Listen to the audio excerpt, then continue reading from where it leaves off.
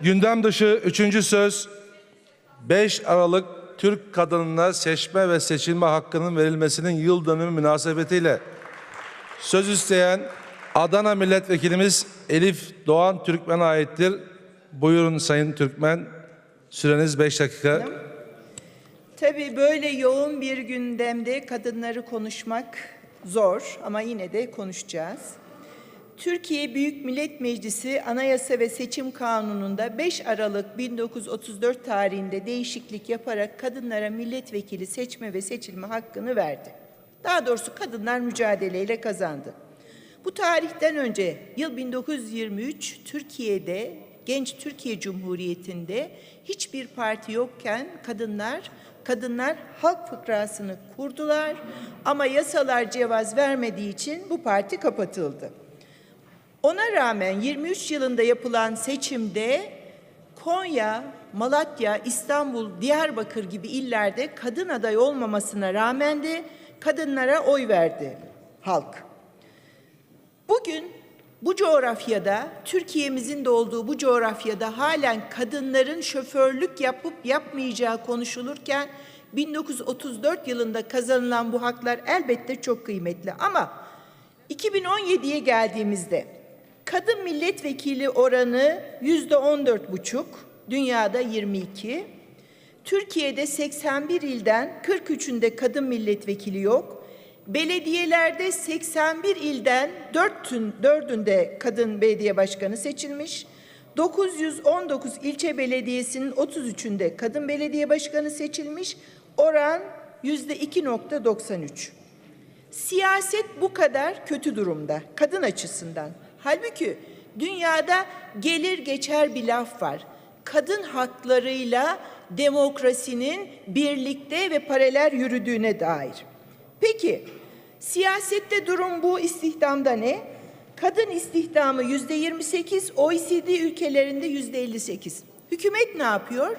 Kadın istihdamı artırılsın diye 2010 yılında çıkardıkları genelgedeki eşit işe eşit ücret hükmünü kaldırıyor ve yine kadın istihdamı artsın diye kreş ve benzeri çalışmalarla ilgili denetim hükmünden vazgeçiyor. Kadın istihdamının artmasına dönük bu politikalardan vazgeçen hükümet, Türkiye'de aynı zamanda istihdamın artması ile ilgili politikalardan da vazgeçiyor ve şu anda Türkiye inşaat sektörünün atına binmiş böyle bir büyümenin peşinde. Hükümete sesleniyorum. İnşaat sektörü hiçbir ülkenin yarınını kurtarmaz. Sadece bugününü kurtarır. Bugünü kurtarmaktan vazgeçelim. Bu iktidar döneminde fuhuş %790 artmış.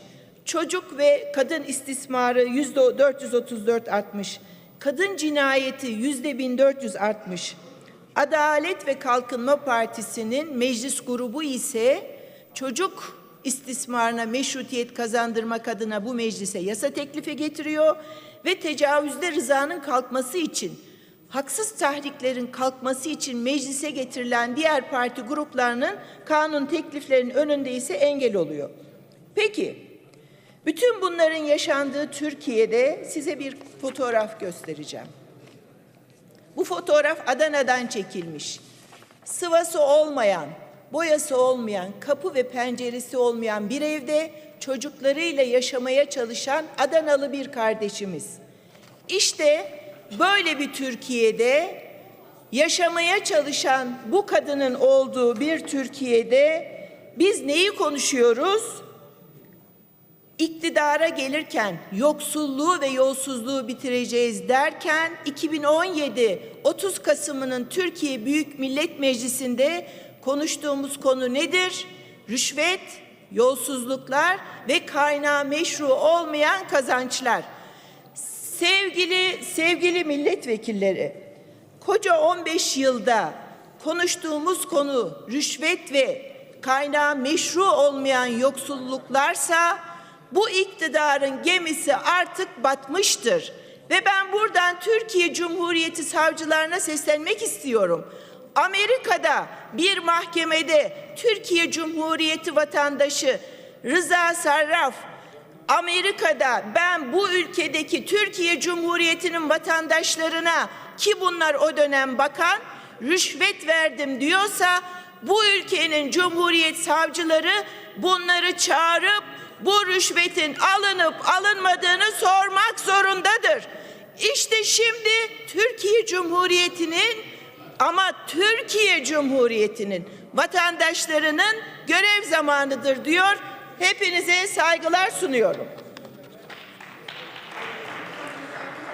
Teşekkür ederim Sayın Türkmen.